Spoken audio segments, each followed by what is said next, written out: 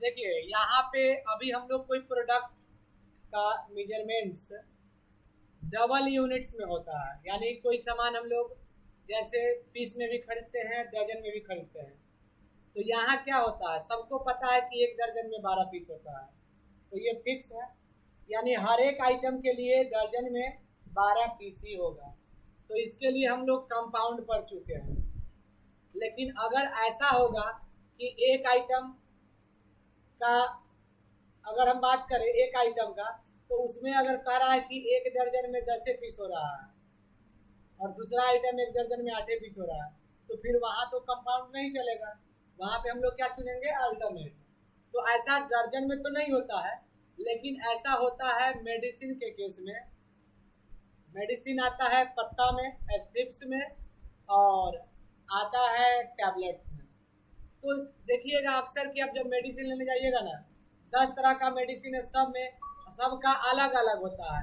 कोई medicine 10 tablet का पत्ता होगा, कोई मेडिसिन 20 टैबलेट का हो सकता है, कोई मेडिसिन 15, कोई 5, कोई 3, ऐसे करके स्ट्रिप्स बना हुआ है। तो वहाँ पे कंपाउंड आपका काम नहीं करेगा। तो उसके लिए आपको क्या बनाना पड़ेगा, पहले तो हम लोग क्रिएट से जा करके यूनिट्स में जाकर सिंपल ही बनाएंगे, इसमें कंपाउंड बनाने की जरूरत नहीं है। हम लिख दिए टैबलेट्स, TBS, या लिख दिए tablets, TBS। Number of decimal places 2, और दे दिए स्ट्रिप्स, क्या दे दिए, STRIPS, स्ट्रिप्स। इसका कोई कोड नहीं है तो छोड़ देंगे, नंबर ऑफ डेसिमल प्लेस 2 देना होगा।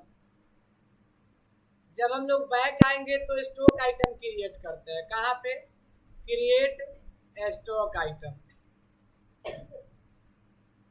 यहाँ पे जैसे हम एक मेडिसिन का नाम लिखते हैं, जैसे कॉमन है गैस्ट्रिक का एक है, ऐसी लोग सुने होंगे, 300 mg। अब इसमें क्या होता है कि अगर हम लोग पहले उस क्वांटिटी को सेलेक्ट करेंगे जो कॉमन, यानी हर एक आदमी इसमें टैबलेट्स में सामान खरीदता है, कोई कोई लोग पत्ता में खरीदता है, तो पहले वो जो कॉमन सबके लिए हो, तो पहले टैबलेट्स ले लेंगे। लेकिन यहाँ पर अल्टरनेट यूनिट का ऑप्शन नहीं आ रहा है, तो हमको F12 दबाना पड़ेगा। अगर लैपटॉप है तो FN के साथ F12। और यहाँ पर देखिए, यहाँ पर लिखा हुआ provide unit of measurement for stock item, और उसके जस्ट नीचे लिखा हुआ है यूज अल्टरनेट यूनिट्स, यानी इसको यस कर दीजिएगा, सेव कंट्रोल है। अब यहाँ आ गया नीचे सेकेंडरी स्ट्रिप्स देंगे, तो यहाँ सेट करना पड़ेगा कि एक स्ट्रिप्स में कितना टैबलेट्स, तो 15 होता है इसका, तो 15 दे दिए। जब हम आगे स्टॉक आइटम एंट्री करेंगे यहाँ पर, तो हम यहाँ पर क्वांटिटी दे सकते हैं कि अगर हमारे पास 30 टैबलेट है तो 30T लिखे, तो अपने आप आ जाएगा। आरा गोडाउन में रख रहे हैं तो अपने आप आ गया, 2 पत्ता है, और हमको पता है कि 22 रुपये स्ट्रिप्स का रेट है, तो ST लिखे तो 44 रुपया का ये हो जाएगा। लेकिन इसी में किसी अनदर मेडिसिन का बात करें, जैसे मान लीजिए कि ABC मेडिसिन, एज एग्जाम्पल दे दिए। अब ABC मेडिसिन बात करते हैं, इसको टैबलेट्स में लिए और यहाँ सेकेंडरी यूनिट स्ट्रिप्स ले लिए। इसमें मान लीजिए कि एक पत्ता में 5 ही टैबलेट आ रहा है, तो हम लोग 5 टैबलेट शिफ्ट करेंगे।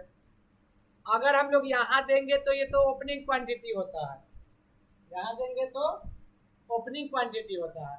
लेकिन अगर ओपनिंग में ना दे करके हम लोग, ओपनिंग में अगर हमारे पास नहीं अवेलेबल है तो नहीं देंगे, परचेज करना है तो हम लोग परचेज का एंट्री यहाँ पे कर लेंगे। Party name cash,